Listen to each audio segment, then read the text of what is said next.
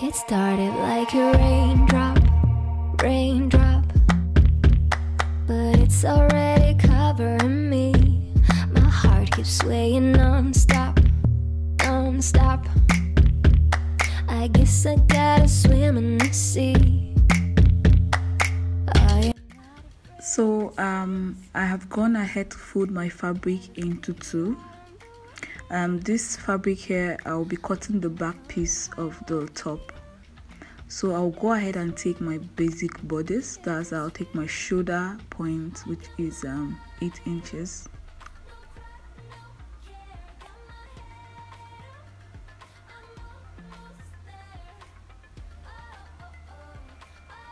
And then from the shoulder point, I'll take my slope 1 inches. So I'll go down by 1 inches from that point, 1 inch, and then I'll go ahead and I'll connect this slope to my neckline. So from the slope, I'll go down by 8 inches. That is for my armhole.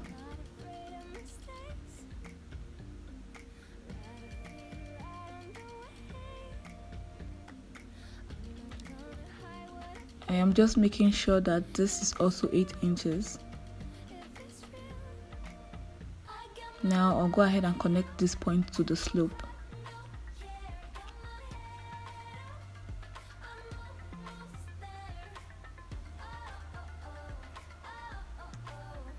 The same way you draft your basic bodice, but instead of making the full basic bodice, we're just making the half, because this is a crop top, so we're making a crop top.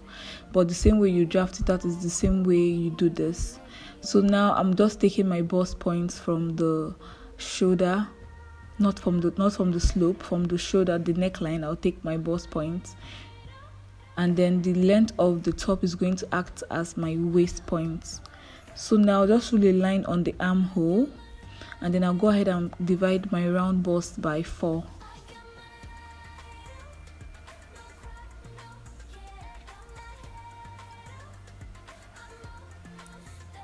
And then I'm going to add 1 inch,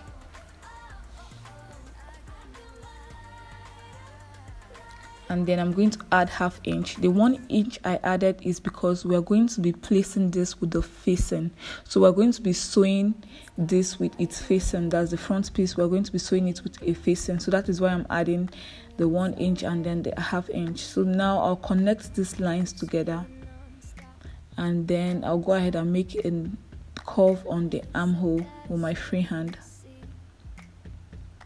So I'll also go in by ½ inch on the armhole, but I won't cut it out. This ½ inch is for when I place my front piece. That is when I'll be cutting out that ½ inch on the armhole.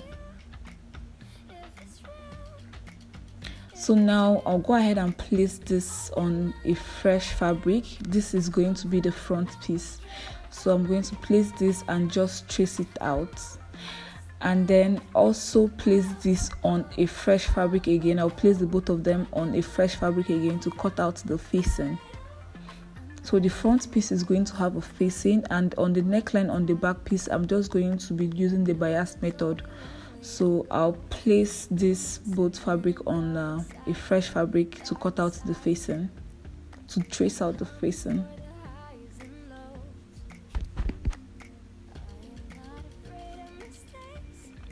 So now I'll be taking my back piece out of this mix, because I want to cut out the armhole. I want to shaping out the armhole on the front piece and on the facing. So I'll just drop the back piece aside, and then I'll go in with my scissors to cut out the armhole. Now I'll be bringing them back together, the three, because I want to cut out the neckline. So the depth for the back piece, I'm going to be taking out 1 inch for the depth of the back piece, and then for the width of both the back piece and the front piece and the facing, the width is going to be 3.5 inches.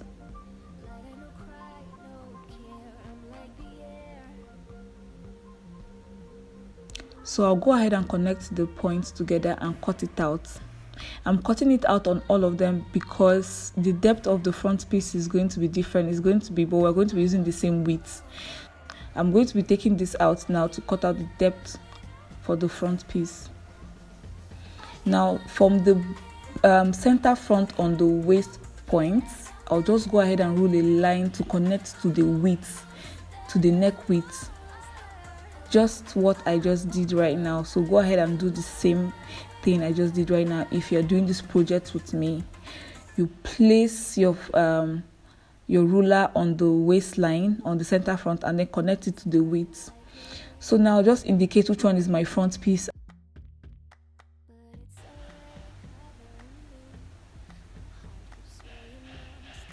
And I'll take this to my machine to join the front piece to the facing.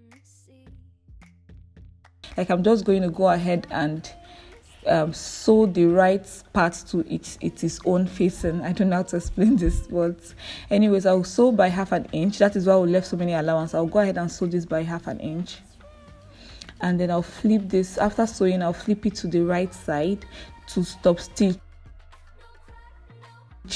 I don't think I was trying to find out if the one on Mercy Case body had a top stitching, but I'm just going to go ahead and top stitch mine because I want to see that line, that sewing on it. So on the back piece, I went ahead to do the bias method. Like I said, I have a video on that. You can go watch how to pipe your neckline with a bias.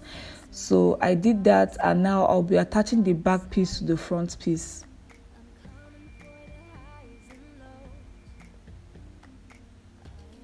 So I'll go ahead and attach the front piece to the back piece. I'll sew this in by 1/2 inch.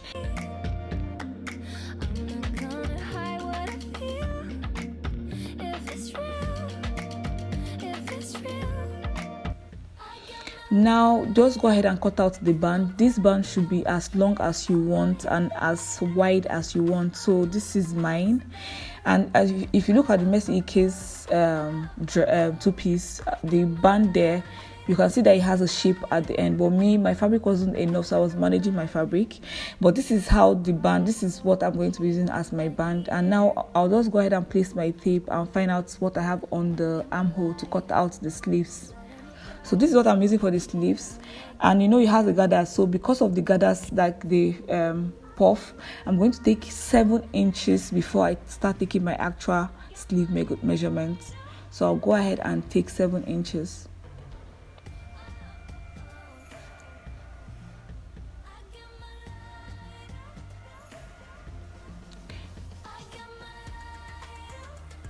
Now I'll go ahead and take my actual sleeve measurements. I'll go down by 5 inches. And then I'll go in by 3 inches. I'm trying to create the curve for the armhole before I calculate what I have on my armhole. So on the top, so I'll connect this now to the 5 inches. I'll connect the 3 inches to the 5 inches just to give it I'll just use my free hand and give it a curve, and then I'll cut this out.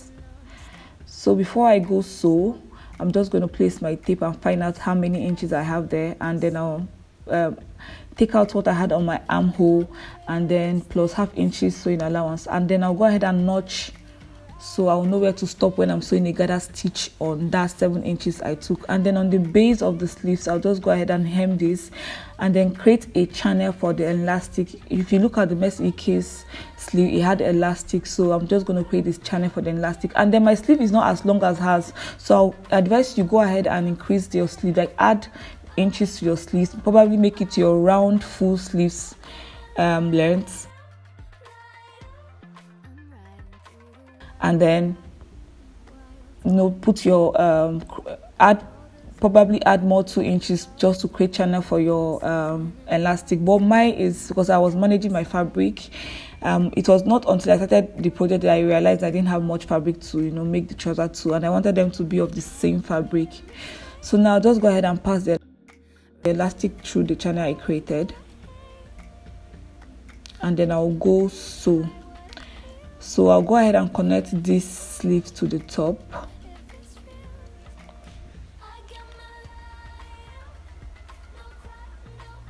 I'll sew by 1/2 inch, and then also I connected the band, like I attached the band to the base of the top.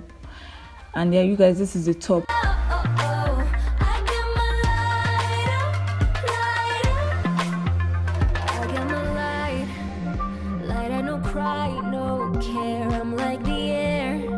A 1.5 inch on the waist. This is for the shaping allowance.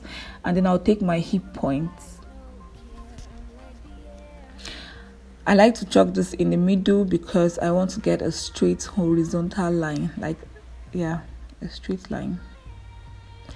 And then I'll go ahead and take my crotch points from the waist. The first part is the waist, then you take your hip point, and then you take your crotch point. I have so many tutorials on how to cut trouser, like cut out palazzo or cut a straight pant. I have so many that is more detailed and easy to understand, so I'll advise you go watch that and then come back to this.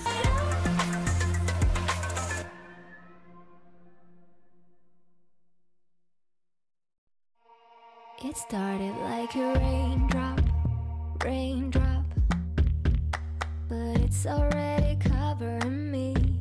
My heart. Now I'll just go ahead and divide my round measurements by 4, starting from the hip point.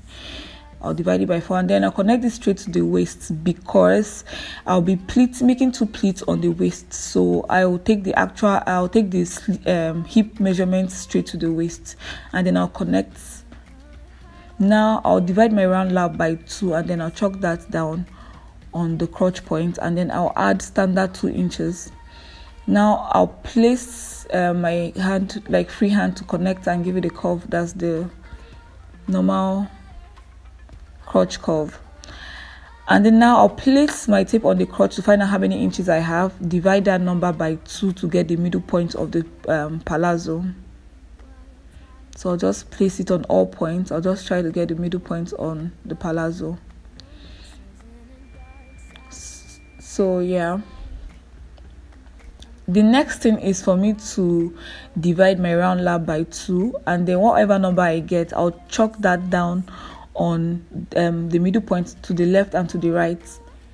So my round lap 626 divided by 2 gives you 13 divided, then I'll chalk half of 13 to the right and half of 13 to the left. And now I'll extend that middle point to the new line. That's the new point. So if you really want to understand this tutorial, because I feel like I've done so many tutorial on how to draft palazzo and how to draft out pants or boot cuts, so just this is just my own advice, so it is left for you to go find out. So just go check out my previous video and you'll see how easy it is for you to draft out a palazzo or pant. But then if you guys want me to keep uploading and keep trying to make it simpler, I'll just let me know in the comment section and I will do just that. So now I'm trying to extend the line to the base of the trouser too.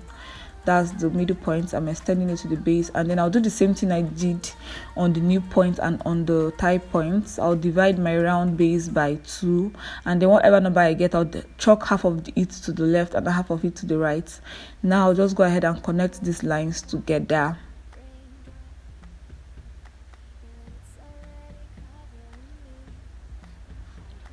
Now going on my scissors and cut. This is the front piece. I'll be showing you guys where I'll be pleating. If you look at the Mercy EK's 2-piece, it had a pleat on the sides, like both sides on the front part. It had a pleat, so I'll do that. Now I'm taking my shaping allowance, go in by 3 inches, go down by 1 and connect. And then this is where I'll be pleating. I'll make 2 pleats. Now I'll place the front pattern on the fabric, another fabric, fresh fabric, and this is going to be for the back piece. So all I have to do now on the back piece is add 1.5 inch on all measurements, on the waist point, on the hip point, on the crotch point, everywhere. I'll just add 1.5 inch, and then I'll connect the lines together and cut it out. That is the back piece. Very easy, guys. So now I'll just cut this out, and I'll go join.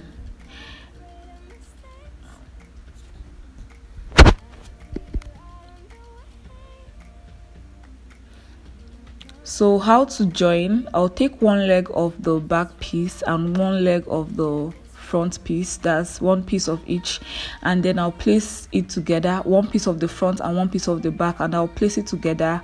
And on the crotch part, I'll sew by 1/2 inch, and on the side I'll sew by 1 inch. So that is where I made a mistake, guys. So after sewing by 1 inch and 1/2 inch, I decided to go in again because I wanted to make it a bit fitted, and then I overdid it. And in the process of doing it, I cut the allowance out, and that was it. Like, I was like, when I tried it on, I realized that it was too tight. It was supposed to be like, it was supposed to be, if you look at the Mercy K 2-piece, you can see that it was like that different to me. Like, there's a difference. So if you want me to actually repeat this, I am going to just let me know in the comment section. So now go ahead and attach the zip and then hem the base of the trouser, and that is it, you guys. Thanks for watching.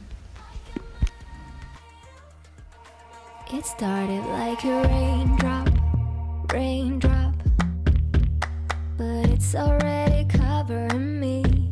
My heart keeps swaying non-stop, non-stop. I guess I gotta swim in the sea.